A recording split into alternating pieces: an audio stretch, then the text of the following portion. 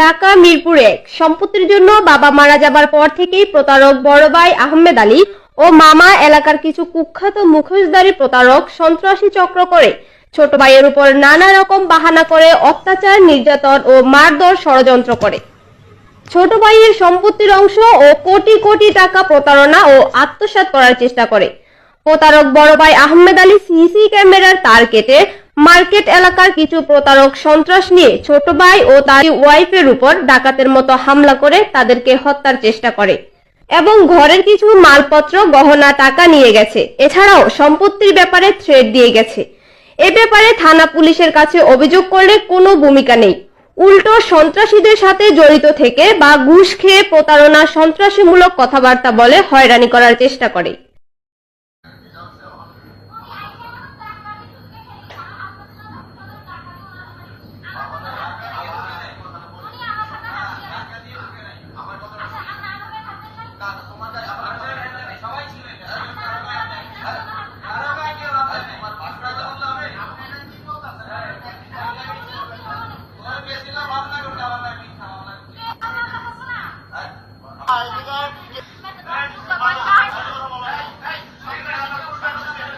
জি, আসসালামু আলাইকুম। পৃথিবীর সবার দৃষ্টি আকর্ষণ। এই যে দেখেন বাস্তবতার সত্য ভিডিও ফুটেজ। আমাকে হামলা, অত্যাচার, বাড়ি ভেঙে দেওয়া, পোলাপান দিয়ে হামলা দেওয়া। তো বাবা মারা যাওয়ার পর থেকে আমার এমন অনেক অত্যাচার করছে। তখন আমি ছোট ছিলাম, হাতের সামনে যা পাইতো তাদের পিড়িত, বিসিআর যে লাঠি, রড যা পাইতো তাদের পিড়িত। কিরে আমার এত অত্যাচার করতো কেন?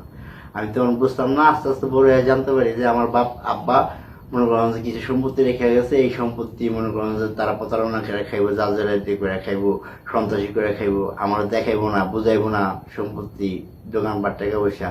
তো এরকম করে মনে করেন যে অত্যাচার করছে অনেক। এখন এই ৪-৫ বার মনে করেন যে আমার হামলা দিচ্ছে, বাড়ি ভেঙে লাইছে, গাছ কেটে লাইছে, প্লাবন দিয়ে হামলা দেয়, বাসার ভিতরে গিট আটকে রাখে। তো এই নিয়ে আমি মনে করেন যে এই থানায় গেছি, ৬-৭টা জিডি অভিযোগ করছি। তো কোনো প্রতিকার পাই না। আইন দিছি কিসের জন্য? সন্ত্রাসী করার জন্য না সন্ত্রাস ধরার জন্য? এই যে দেখেন বাস্তবতার ভিডিও পেয়ে হামলা, বাড়ি ভেঙে দেওয়া, তারপরে নিজে সিসি ক্যামেরা কেটে ডাকাতের মতো হত্যা করার চেষ্টা, সম্পত্তি আত্মসাৎ করার চেষ্টা। তো এইগুলি কি অন্যায় অত্যাচার না? একটা সাধারণ মানুষকে একটা থাপড় দিলে বিরাট অন্যায় হয়ে যায়। আর আমার এই হামলা ভিডিও ফুটেজ মনে করেন যে এগুলি কিছু না। তারা প্রতারণা, সন্ত্রাসীমূলক কথাবার্তা বলে। তো আমি চাই যে সারা বিশ্বের মানুষ দেখুক, আদালত নিজে বিচার করুক। এই সব মুখোশধারী প্রতারক যারা ভালো মানুষ সাহায্যা অত্যাচার করে, টুকুরি টাকা আত্মসাৎ করে, প্রতারণা করে, এই মনে করেন যে এই এলাকার চক্র বানায় আমার এই অত্যাচারগুলি করতেছে। তো কমিশন অটোমেশন নিয়ে আমরা মনে করি নিজ বাসার অন্যান্য সম্পত্তি তো প্রতারণা, সন্ত্রাসী, জালিয়াতি করে খাইতেছে। নিজ বাসার মনে করেন যে সম্পত্তি সেইখানে মনে করেন যে দলিল নকশা ছাড়া মনে করেন সে মাইপটা মনে করেন যে এই সন্ত্রাসী করে নিব। সেখানে বসে আমার মনে করেন যে ওয়াইফের ঠিক ফ্যামিলিগত বিচার। আমি আমার ওয়াইফ ফ্যামিলি নিয়ে বসি, তারা মনে করেন যারা হামলা দিছে তাদেরকে নিয়ে আইসা বসে আমার মনে করেন যে কথা কথি দিব না এরকম মনোভাব নিয়ে আন্তাজে ভেজাল লাগা দেয়। আন্তাজে মনে করেন আমাদের কথা শুনে না, কথা কইতে চাইলে কথা কইতে দিব না, দলিল নকশা বার করবো না। আমার ওয়াইফের ঠিক। তো আমি চাই যাতে মনে করেন যে এই মুখোশধারী সন্ত্রাস যারাই হোক, আইনের লোক হোক, বেআইনের লোক হোক, সরকারি লোক হোক, বেসরকারি লোক হোক, যেই হোক, তারা জানি মনে করেন ধরা খায়। আদালত আইনের এখতিয়ার, আইন সবার জন্য সমান, এইভাবে যাতে বিচার করে, এটাই আমার মনে করেন দাবি।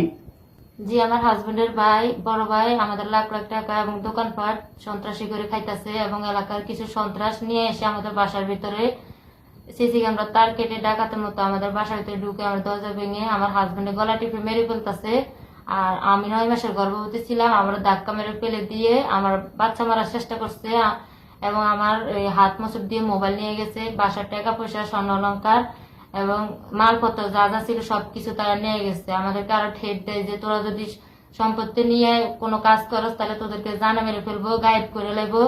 এবং বিভিন্ন ভাবে আমার হাজবেন্ডের উপর বারবার হামলা দিতেছে। একের পর এক আমাদের গাছ কেটে ফেলছে, আমাদেরকে বাসার ভিতরে গেট আটকায় রাখে এবং গেটে তালা মেরে রাখে, আমাদেরকে বাড়িতে দেয় না। আমার বাচ্চা আছে, হসপিটালে যাইতে দেয় না আমাদেরকে। গেট খুলতে করলে সে আইসা মারধর করে, আমার হাজবেন্ডে মারামারি লাগে। এবং আমি বিভিন্ন কয়েকটা জিটি করছে আমার হাজবেন্ডে থানায়, যে একটা জিটির কোনো থানার পুলিশ কোনো কাজ করে নাই। আমি মামলা করতে গেছি, এগুলি হওয়ার পরে তারা মামলা করে নাই, তারা আরো উল্টা পাল্টা কথা বলছে। আমার আপনার ধাক্কা দিয়েছে, আপনার বাচ্চা আছে না, মেরে দেবে, আপনার কি হবে? থানার পুলিশ আমাকে এগুলি বলছে। একজন আইনের মানুষ হইয়া একজন মহিলার গায়ে হাত দিছে, পর পুরুষ আয়া থানার পুলিশ আমার এইভাবে উল্টা পাল্টা সন্ত্রাসী থাকা সন্ত্রাসী কথাবার্তা বলতেছে। এবং আমি চাই আদালত যেন ন্যায্য বিচার করে এবং দেশবাসী সবাই দেখেন এই মুখোশধারী চক্র, এই সন্ত্রাস যেন তারা যেন ধরা খায়। আমার হাজবেন্ডের এই জায়গা সম্পত্তি লিগেল ভাবে আমার হাজবেন্ড যেটুকু প্রাপ্য ততটুকু যেন তাকে বুঝিয়ে দেয় এবং তারা যেন ধরা খায়, আমরা যেন সুস্থ বিচার পাই। করছে উনি আমার কোনো সম্পত্তি দিতে আসে না। কে? না ভাই এটা বলতে পারেন না, উনি আমার ওয়াইফ। ফ্যামিলি চলতেছে না, ফ্যামিলি ব্যক্তি বিচার হইতেছে না। ভাই এটা করছে, হ্যাঁ মানে আমার বাড়ি তো, হ্যাঁ না উনি আমার কথা তো শুনতে হইব, বাড়িতে আমার ওনার একটা মতো বাড়ি। এই দারোগা সাহেব, এটা তো পুরোভাবেই করলে ডাইরেক্ট নিয়ে যাবেন গাড়ি থেকে। কোনো কাহিনী নাই।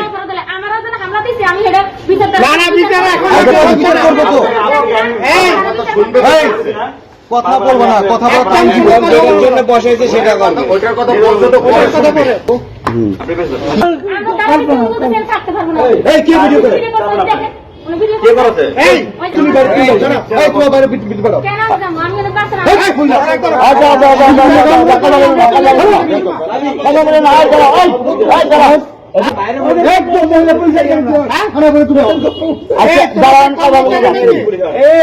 এটা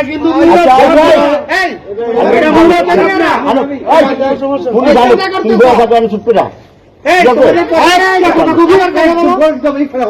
এখন পুলিশ যাতে করেন।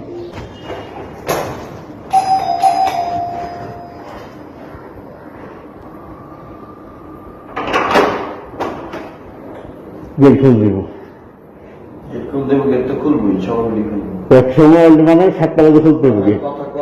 কেন তো প্রথম কেন কেন হ্যাঁ তোর জায়গা না তো।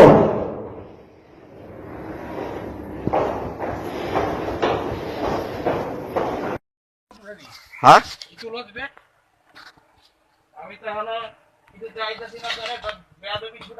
তো তুই তো একটা মামলা খাইছো, আর খাবি আর কি কয়েকটা। হুম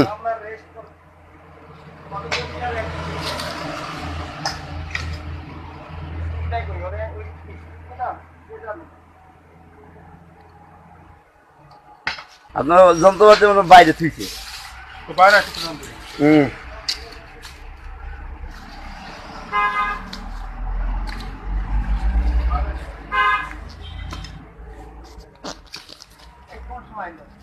হ্যাঁ এইটা আগে আমার সব কিছু ভাঙিয়ে দিয়ে গেছে। আর সন্ত্রাস ঠিক আছে, মাইটা মাইরা খায়।